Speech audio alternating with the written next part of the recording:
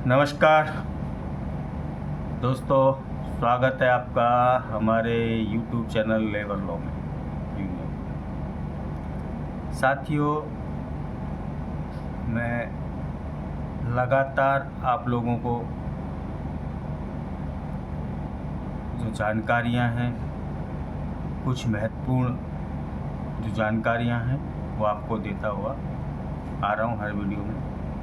कोशिश करता हूं कि आज के टाइम में जो समस्याएं श्रमिकों के साथ हैं उस पर हम बात करें, उन्हीं पर ध्यान दें और उन्हीं के बारे में हम सोचें।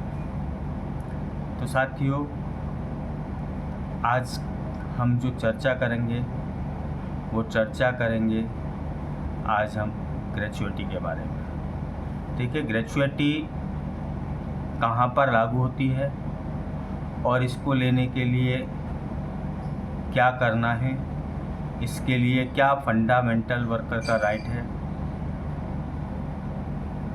और किस तरीके से उसको प्राप्त किया जा सकता है। तो साथियों, आइए सबसे पहले ये जानने के लिए आपको वीडियो को अंत तक देखना आवश्यक है। साथियों, सबसे पहले हम ये जानना चाहते हैं कि जो पेमेंट ऑफ ग्रेच्युइटी एक्ट है वो कहाँ पर लागू होता है। तो मैं आपको बता दूं, जिस किसी भी संस्थान में, चाहे वो दुकान हो, चाहे कोई फैक्ट्री हो, चाहे कोई ढाबा हो, होटल हो, रेस्टोरेंट हो, पेट्रोल पंप हो, जिस किसी भी संस्थान में 10 या उससे अधिक कर्मचारी कार्य करते हैं वहाँ पर पेमेंट ऑफ ग्रेच्युइटी एक्ट लागू होता है। यानी कि अगर सपोज करो किसी संस्थान में 10 या उससे अधिक कर्मचारी काम करते हैं, भले ही वो कोई दुकान है, चाहे वो कोई ट्रेडिंग है, चाहे वो किसी मेडिकल कंपनी है, कोई भी कंपनी जिसमें 10 या उससे अधिक कर्मचारी किसी भी एक साल में काम किया है या काम करते हैं तो वहाँ पर पेमेंट ऑफ ग्रेच्युइटी एक्ट जो है वो लागू होता है। अब सबसे पहला जो सवाल था कि ग्रेच्युइटी एक्ट कहाँ पर लागू हो, तो ये क्लियर हो गया कि पेमेंट ऑफ ग्रेच्युइटी एक्ट जिस किसी भी संस्थान में 10 या उससे अधिक कर्मचारी कार्य करते हैं वहाँ पर लागू होता है। अब सवाल आता है कि ग्रेच्युइटी को लेने के लिए क्या फॉर्मेलिटी और उसके लिए क्या करना पड़ेगा। तो यहाँ पर जो दो विशेष चीज़ें हैं उनका होना अत्यंत महत्वपूर्ण है ग्रेच्युइटी के लिए। नंबर 1, नंबर ऑफ एम्प्लॉइज़, जैसा कि मैंने बताया इससे पहली वीडियो में भी और भी कई वीडियो में बता चुका हूँ। 10 या उससे अधिक कर्मचारी, 10 या उससे अधिक कर्मचारी अगर किसी संस्थान में काम करते हैं तो payment of wages act, payment of gratuity act लागू होगा वहाँ पर। नंबर 1। नंबर 2, सर्विस बोले तो लेंथ ऑफ सर्विस।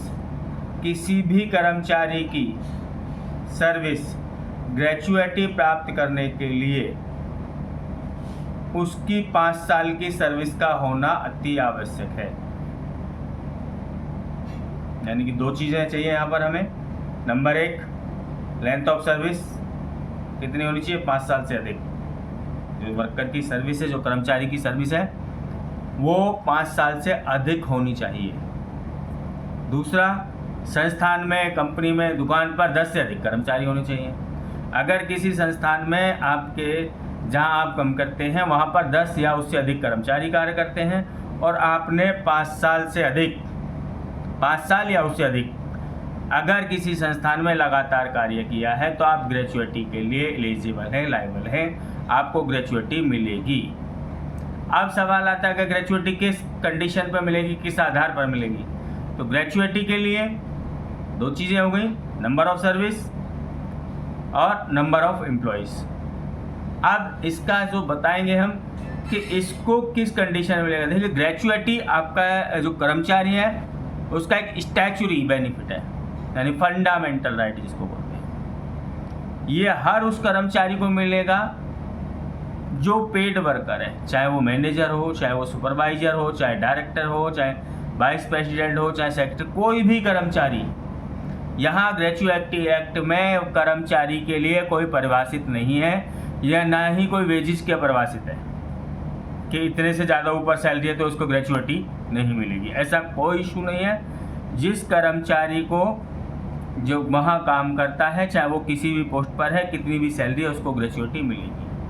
अब ग्रेचुइटी मिलने के लिए दो चीज़ों का और यहाँ होना आवश्यक है। लेंथ ऑफ सर्विस हो गया, दूसरा हमारा नंबर ऑफ वर्कर्स हो गया। अब तीसरा जो सवाल आता है वो होता है वेतन, तनख्वाह। तनख्वाह कितनी होनी चाहिए? बेसिक और डीए। या तो उस स्टेज का मिनिमम वेज अगर मिल रहा है तो मिनिमम वेज के हिसाब से कैलकुलेशन होगी जिस भी स्टेट में आप काम करते हैं। अगर आपको मिनिमम वेज से ज़्यादा सैलरी मिलती है या बहुत ज़्यादा सैलरी मिली तो आपका जो बेसिक प्लस डीए, इन दोनों को मिलाकर के जो अमाउंट आएगा वो आपकी कैलकुलेशन उसके आधार पर की जाएगी। सपोज आपने 5 साल से काम किया है और आपकी साल तनख्वाह 15,000, तो 15,000 हम इसकी जो कैलकुलेशन है salary into number of years into 15 divide by 26, यानी कि वेतन, बेसिक और डीए मिला करके वेतन प्लस वेतन गुणा 15 गुणा नंबर ऑफ ईयर, कितने साल काम किया है, भाग 26। ये जो अमाउंट कोड करके आएगा ये आपकी ग्रेचुइटी का अमाउंट होगा। और ग्रेचुइटी को अमाउंट आपको नौकरी छोड़ने पर भी मिलेगा और यदि आपको मालिक नौकरी से निकाल देता तब भी मिलेगा। ग्रेचुइटी आपका वो अधिकार है जो आपको दोनों ही कंडीशन में मिलेगा। मालिक अगर आपको नौकरी से निकालता है तब भी उसे आपकी ग्रेचुइटी का भुगतान करना पड़ेगा, और यदि आप नौकरी छोड़ते हैं तब भी आपको ग्रेचुइटी मिलेगी। तो साथियों, आज के इस वीडियो में सिर्फ इतना ही। हम जल्द हाजिर होंगे एक नई वीडियो, एक नई